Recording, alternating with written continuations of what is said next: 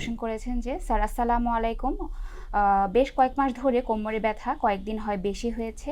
আমার বাচ্চার বয়স 2 বছরকে কোলে নিতে পারি না, কোমর অনেক চাপ পড়ে, ব্যথা করে, শরীরে নড়াচড়া করতে পারি না, কি করণীয় স্যার বলবেন প্লিজ। ধন্যবাদ রুমানা। আপনার কষ্ট হচ্ছে, আসলে আপনার 2 বছরের বাচ্চা, আপনার কোমরে ইনজুরি হওয়াটাই স্বাভাবিক, কারণ আমাদের দেশের মেয়েরা সাধারণত সামনে ঝুঁকে ঝুঁকে কাজ করে। আর আমরা জানি আমাদের কোমরের হাড়গুলো জাস্ট লাইক এস কঞ্চির মতো, আমরা কঞ্চি যদি বাঁকা করতে থাকি একসময় কিন্তু কঞ্চির মাঝামাঝি ফাটল ধরে।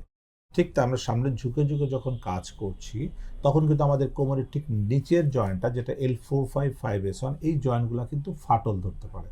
এবং আপনার ঠিক ওই জিনিসটাই হয়েছে যে ডিসপ্রোলাপস হয়েছে, জেলটা লিকেজ করছে, যেটা নার্ভে চাপ দিচ্ছে। আপনি বাচ্চাকে কোলে করতে যাচ্ছেন মানে লিফটিং করতে যাচ্ছেন, ওয়েট লিফটিং করতে গেলে আপনার জেলটাকে নার্ভে চাপ দিচ্ছে, ব্যথা হচ্ছে, যে কারণে নিতে পারছেন। এবং এটার আরেকটা বড় কারণ হচ্ছে আপনার মাসেল উইকনেস, আপনার পায়ের মাসেলের শক্তি কমে যাচ্ছে। সো ওই মাসেলের শক্তিগুলোকে বাড়াতে হবে।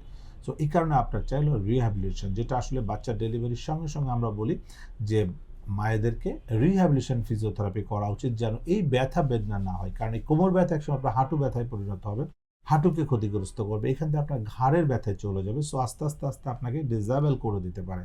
সো যে কারণে আমরা বলবো অবশ্যই রিহ্যাবিলিটেশন ট্রিটমেন্টটা আপনাকে কমপ্লিট করতে হবে। তো এসপি হসপিটাল তো কোনো হসপিটালে গিয়ে অবশ্যই সেখানে আপনাকে 2 থেকে 3 সপ্তাহ ফিজিওথেরাপির মাধ্যমে রিহ্যাবিলিটেশন করতে হবে, তাহলে আপনি সম্পূর্ণ সুস্থ জীবনযাপন করতে পারবেন। ধন্যবাদ আপনাকে।